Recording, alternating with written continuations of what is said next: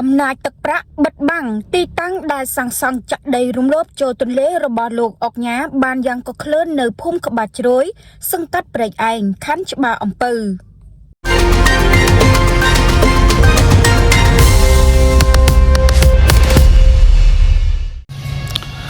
ក្រោមមេឃតែមួយវាសនាខុសគ្នាប្រិមិត្តពុកម៉ែបងប្អូនយើងបាទក្រោមមេឃតែមួយហេតុអីបានវាសនាខុសគ្នាបាទទីតាំងកំពុងតែចាក់ដីរំលោភចូលទន្លេបាទរាក់បាទចង់បាទពាក់កណ្ដាលទន្លេណារាក់ទន្លេអស់ហើយប្រិមិត្តបាទនេះខាងកោះប្រិមិត្តបាទយើងឲ្យមើលកោះបាទចិត្តដល់កោះនេះហើយបាទចិត្តដល់កោះហើយការចាក់ដីបាទចាក់ដីចូលទន្លេរាប់សិបរយម៉ែត្រនេះគឺជាបាវខ្សាច់ដែលពួកគាត់បានបូមខ្សាច់ពីសាឡាងដើម្បីចាក់បាទទប់បាទសឹងតែពាក់កណ្ដាលទន្លេនោះបាទឲ្យតែម៉ាហ្នឹងទៅប្រិមិត្តបាទផ្ទៃទន្លេជាសម្បត្តិរបស់រដ្ឋបាទត្រូវអ្នកមានលុយមានអំណាចមកក្តាប់តូចហ្នឹងបាទកំពុងតែបាទពេញឆ្ងាញ់បាទពេញឆ្ងាញ់រំលោភបាទធ្វើជាកម្មសិទ្ធិផ្ទាល់ខ្លួនផងដែរប្រិមិត្តបាទយើងឃើញហើយហេតុអីបានក្រោមមេឃតែមួយវាស្រាខុសគ្នាថ្មីនេះអាយដាមឃ្លាំងហូតលោកបានចេញលិខិតឲ្យវាយរុះរើចោលអំពីសំណង់មួយទីតាំងដែលស្ថិតនៅភូមិចំបក់មាសសង្កាត់បាក់ខែងខណ្ឌជួយចង្វាររាជធានីភ្នំពេញនោះប្រជាពលរដ្ឋលោកសាទរបាទព្រោះតែមានលុយមានអំណាចទើបអាចធ្វើបានករណីចាក់ដីចូលមាត់ច្រាំងទន្លេរំលោភបំពានដីចំណីមាត់ច្រាំងទន្លេសាងសង់សំណង់រឹងបានយ៉ាងកក្លឿនមិនញញើតនឹងច្បាប់មានហើយហេតុអ្វីមិនអនុវត្តនៅខណ្ឌច្បារអំពៅ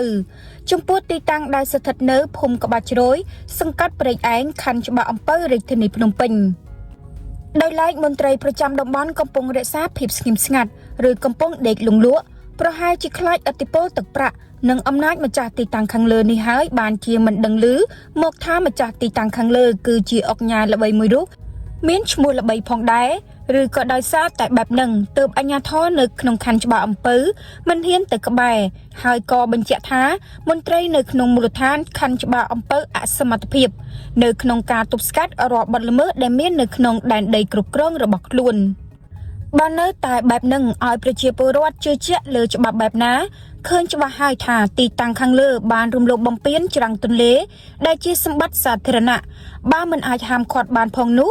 ឬក៏ច្បាប់បង្កើតមកសម្រាប់តែអនុវត្តលើប្រជាពលរដ្ឋស្រូតត្រង់និងជនក្រីក្រមែនទេជាក់ស្ដែងយើងឃើញថាសកម្មភាពនៃក្រុមកម្មករនៅទីនោះកំពុងញាប់ដៃញាប់ជើងក្នុងការយកបាវច្រកខ្សាច់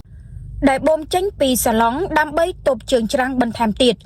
កុំឲ្យដីដែលបានចាក់រំលោភចូលបាក់ក៏ប៉ុន្តែបើយើងក្រឡេកមើលពីកោះឃើញថាសកម្មភាពទាំងនេះបានរាលដាលចូលចង់ពាក់កណ្ដាលទន្លេទៅហើយសូមបញ្ជាក់ផងដែរថាអង្គភាពយើងបានធ្វើសេចក្តីរាយការណ៍ជូនអាជ្ញាធរពាក់ព័ន្ធជាច្រើនលើកមកហើយតែមិនមានការឆ្លើយតបវិញត្រឡប់សោះអង្គភាពយើងនឹងរងចាំតាមដានចំពោះការអនុវត្តច្បាប់នៅក្នុងខណ្ឌច្បារអំពៅមានប្រសិទ្ធភាពដូចនៅខណ្ឌផ្សេងៗដែរឬយ៉ាងណា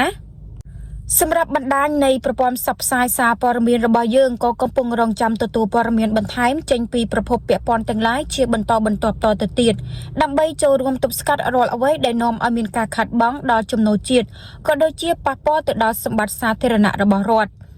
អង្គភាពសារព័ត៌មានរបស់យើង